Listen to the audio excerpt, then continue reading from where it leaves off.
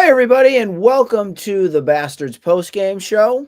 It's myself, Nick, and Brendan, both rocking our Bruins gear tonight as game one is almost underway for the playoffs for the Bruins against the Maple Leafs. But before that all gets down, it's time to talk about 2 wins in a row now for the Red Sox on their journey to Pittsburgh to play the Pirates. So today, Red Sox were able to get the job done by a score of 4-2.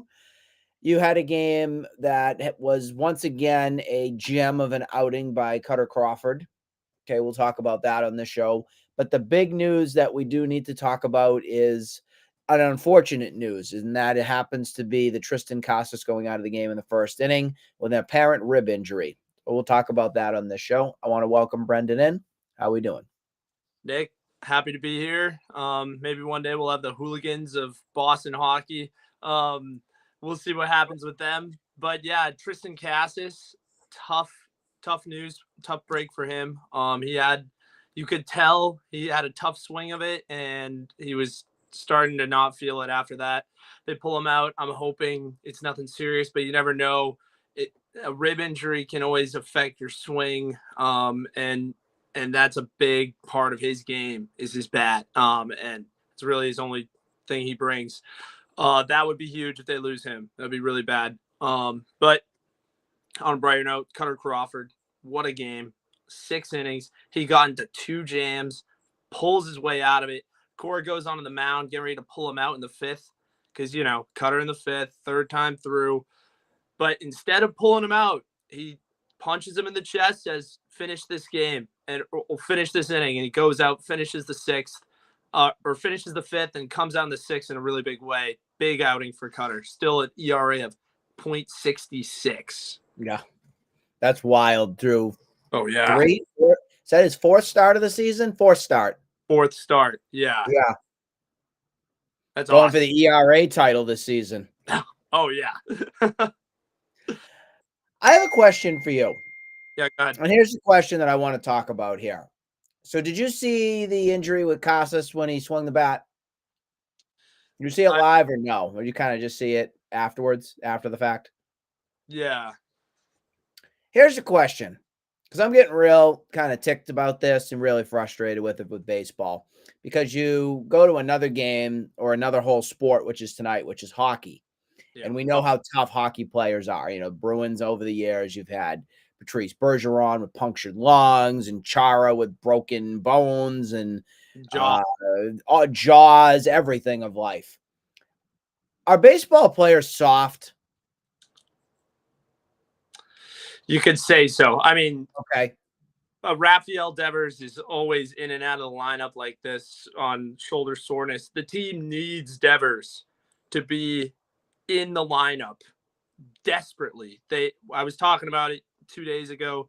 They were the worst hitting team in baseball. They ranked like 30th in terms of strikeouts. It was really bad. They needed him, and he's always in and out. The O'Neill thing, that seemed legit, but a lot of these guys feels like soft. Yoshida always needed rest. I don't want to rag on him because he had a really good day today. So we'll talk about that. Is this a players thing or a Cora thing?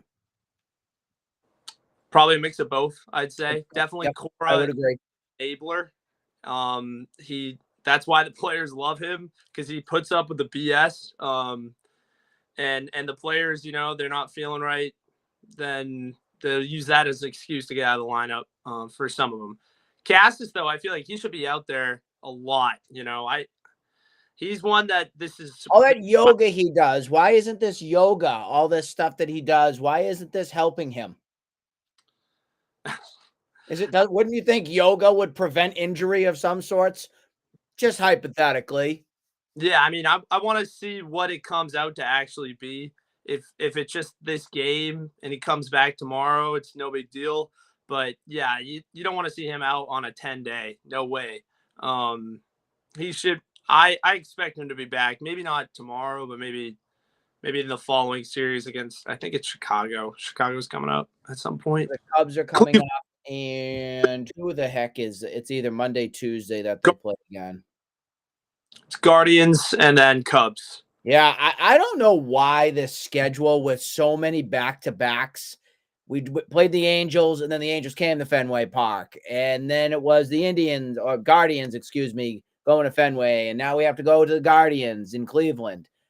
I don't understand it. I mean, we don't even face the Yankees till late June, I think. Yeah, I don't like the schedule map out at all. I don't. I like that we play all the teams throughout baseball and stuff, but it should be scattered out more.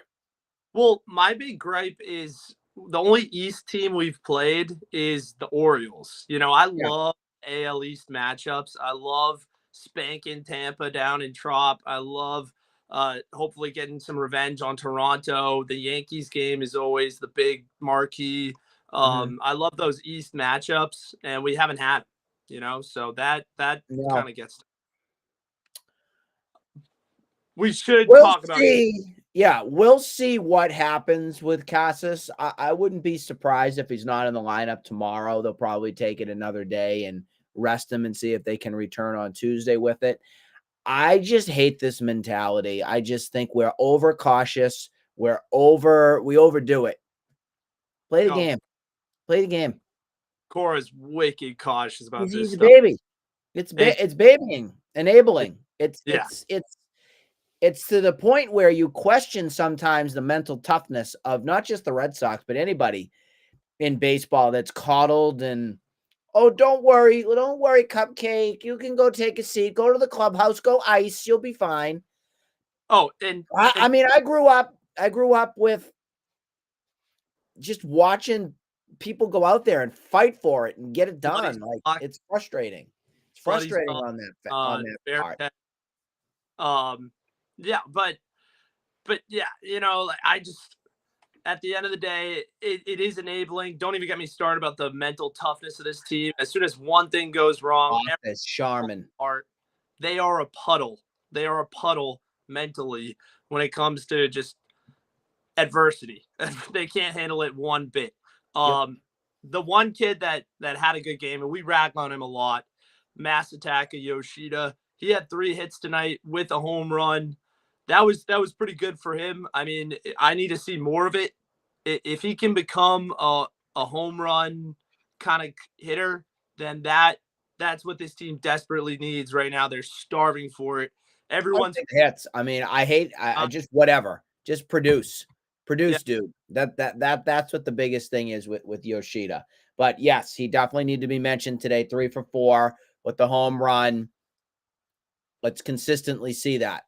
Last thing I want to mention here is Kenley Jensen did have the save in the 9th inning, but we saw something that was pretty bizarre and weird from Michael Taylor for the Pirates in the 9th inning. He had something in his eye. So I wear contacts. I think you've seen me with glasses and all that stuff before. And sometimes with contacts, you just have things happen with your eyes and things get in them. The umpire did not grant a timeout for a guy that had something in his eye going on right there, and the guy was out. I just think that's ridiculous in baseball. It's to the point where what are we trying to do? Speed things up more or piss people off more and more? Because I'm at the phase right now, and I think the players are with the whole pitch clock and all this with arm injuries and stuff like that.